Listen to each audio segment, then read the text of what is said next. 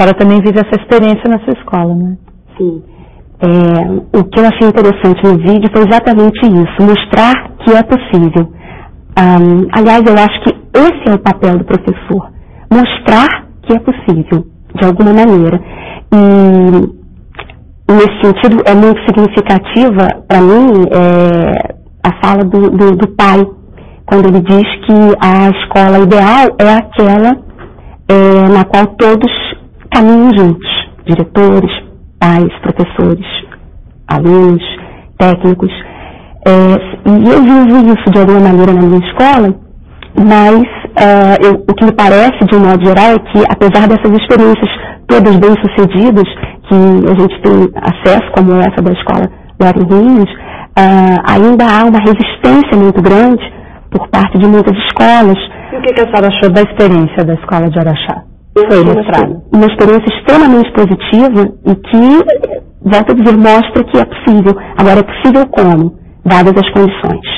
É fundamental que se diga isso, porque o professor ele precisa ser incentivado a partir das condições mínimas. Ele quer se encontrar com um colega para promover, por exemplo, um trabalho interdisciplinar. Mas como realizar isso se não há planejamento, não há na grade, inclusive de horários dele, um espaço para essa finalidade? Professora, nós vamos fazer um breve intervalo e sobre as dificuldades do professor, nós vamos estar conversando no próximo bloco. Voltamos já.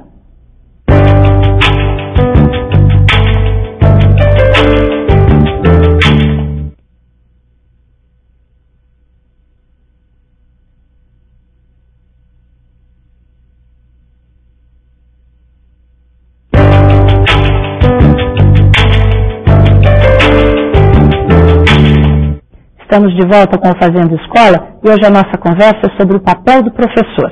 A minha pergunta para a professora Silvana é justamente sobre as dificuldades que o professor enfrenta diante de tantos novos desafios. Sim, são muitas. Inicialmente, me parece que a escola não pode esquecer jamais de trazer o professor para o debate.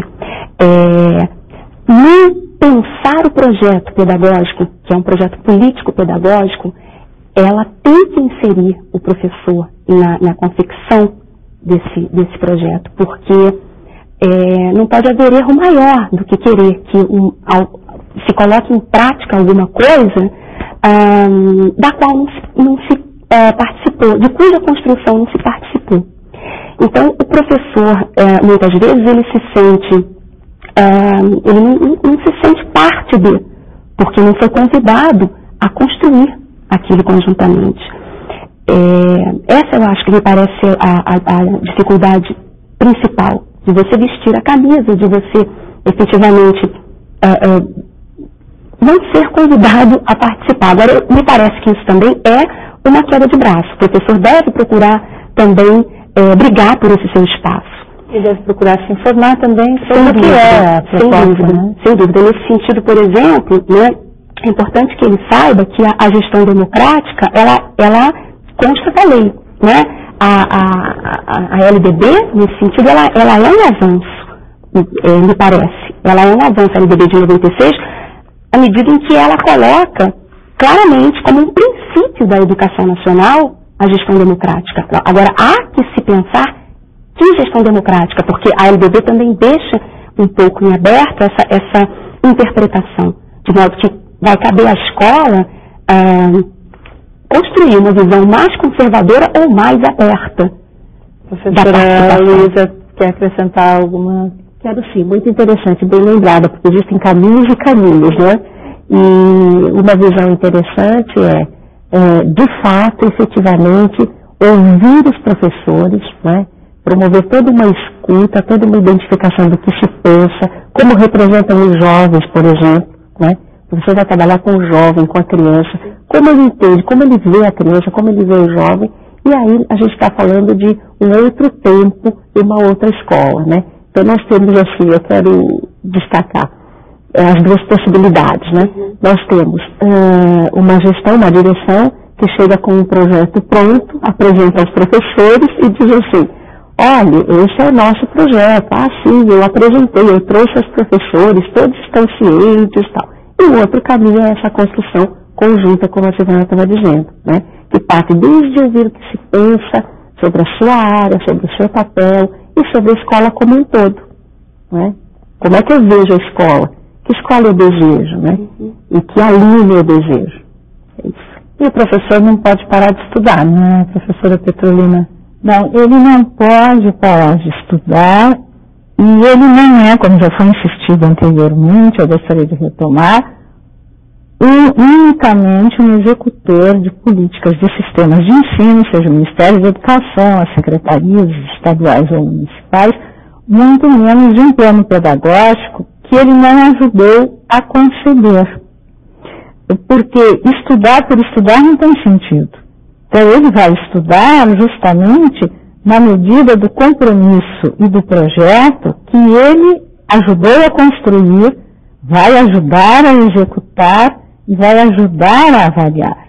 E a demanda e a complexidade da vida nas grandes cidades, sobretudo, né, mas da sociedade hoje, exige que o professor ele trate de muitas frentes e hoje, felizmente, nós já nos demos conta que vivemos numa sociedade diversa, marcada pela diversidade. Né? Então nós temos problemas e questões que estão presentes na sociedade, que estão presentes na escola, e que até pouco tempo a gente fingia não ver.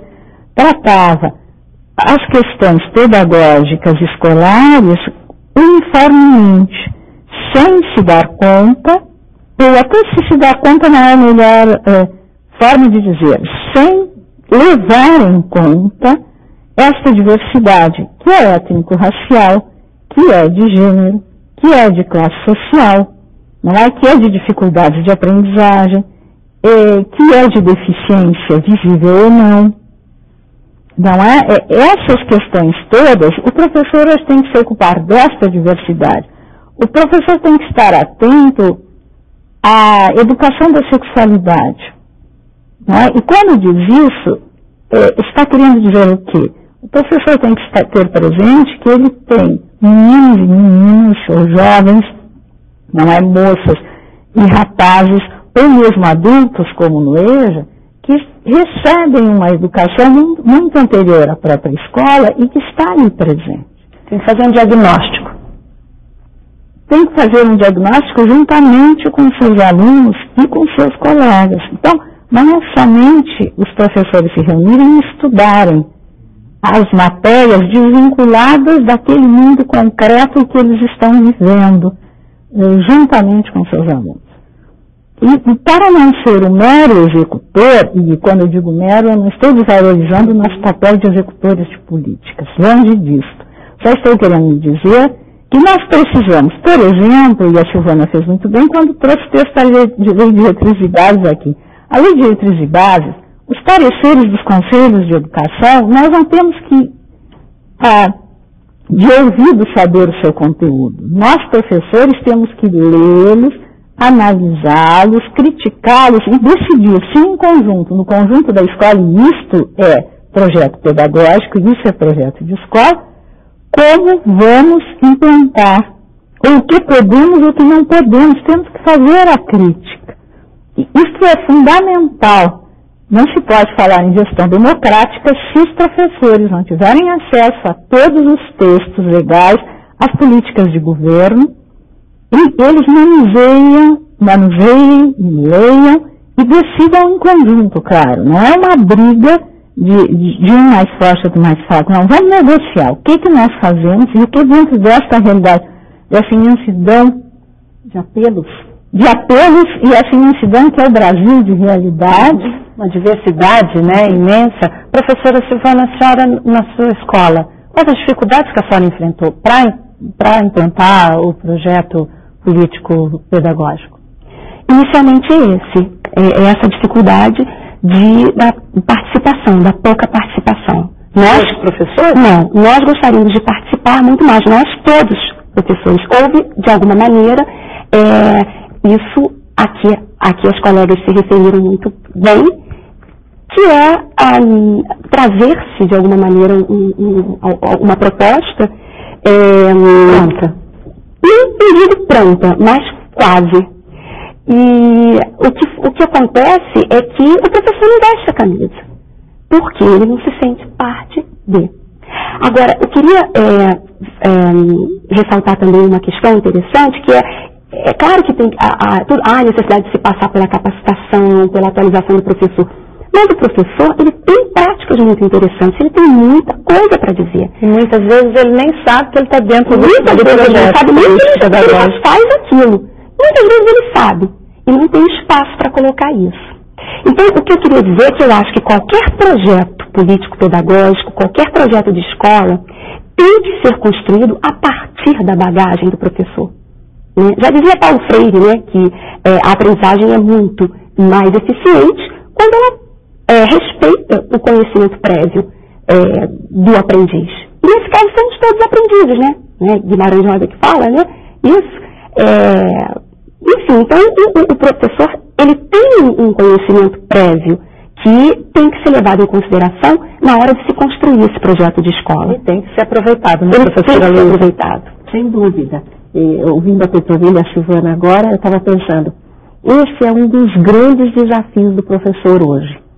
Ele considerar, com essa diversidade que a Petronila descreveu, os diferentes repertórios, portanto, diferentes universos culturais, lembrando de novo Paulo Freire, né? Cada um ele traz um repertório, ele traz toda uma história, um conjunto de códigos de onde ele tira a condição de ler o mundo, né? A condição de ler a ciência que a gente está apresentando, né? Então o professor tem esse desafio de fazer essa leitura, de estudar esse repertório e ampliá-lo, né? Com o saber escolar, ampliá-lo. Então a gente tem encontrado aí pelo país afora essa grande dificuldade, como fazer isso. E como fazer isso? Isso nós vamos estar conversando daqui a pouquinho, vamos fazer mais um intervalo. Como fazer, qual é o papel do professor em sala de aula, nós vamos estar conversando mais sobre isso dentro de instantes. Voltamos já.